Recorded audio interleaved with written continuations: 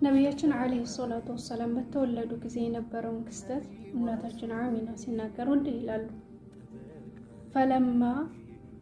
ፈለማ ፈሰለ ሚኒ ኸረጀ መዐሁ ኑራ አضዐት ለሁ ቀስሩ ሻም ወአስዋቅሃ ሐታ ረአይት አዕናቀ ኢብሊ ቢበሰሪ። ነቢያችን ዓለይሂ ሰላቱ ወሰላም ከኒ በወጡ ጊዜ የሻም ሀገር ህንፃዎችን፣ ሱቆችን ወለል አድርጎ ያበራ ብርሃን አብሯቸው ወጣ። በዛው ብርሃን አማካኝነት የቦስራ ግመሎች አንገት አየሁ።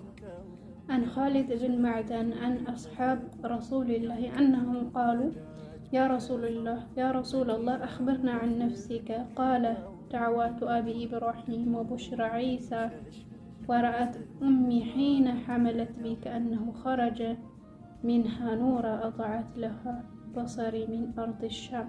ኻሊድ ብን ማዕዳን ከነቢዩ ባልደረቦች ዘግበው ባስተላለፉት ነቢያችን ዓለይሂ ሰላቱ ወሰላም እስኪ ስለ ራስዎት ንገሩን ብለን ጠየቅናቸው ይላሉ። ሐቢባችንም ሲመልሱ እኔ የአባቴ ኢብራሂም ዱዓ ሶለት ነኝ። ኢሳ ለህዝቦቹ ያደረገው ብስራት፣ እናቴ እኔም ባረገዘች ጊዜ ስትወልዳቸው ጊዜ በሆዷ በሻም መሬት የሚገኘውን ቡስራ ያበራ የሆነ ብርሃን ሲፈነጥቅ መመልከቷ ነው ይላሉ።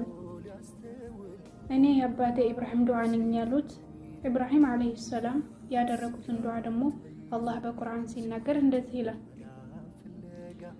ቃለ አላሁ ተዓላ ረበና ወብዐስ ፊህም ረሱላን ሚንሁም የትሉ ዐለይህም አያቲከ ወዩዐሊሙሁሙል ኪታበ ወልሕክመ ወዩዘኪርሁም ኢነከ አንተል ዐዚዙል ሐኪም።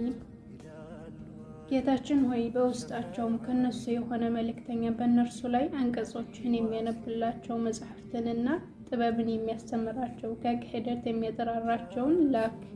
አንተ አሸናፊና ጥበበኛው አንተ ብቻ ነህና ሲል ይናገራል። የቀሩትን ክስተቶች በቀጣይ የምናይ ይሆናል። እንኳን ለዓለሙ ረሕመት የውልደት ቀን በሰላም አደረሳችሁ።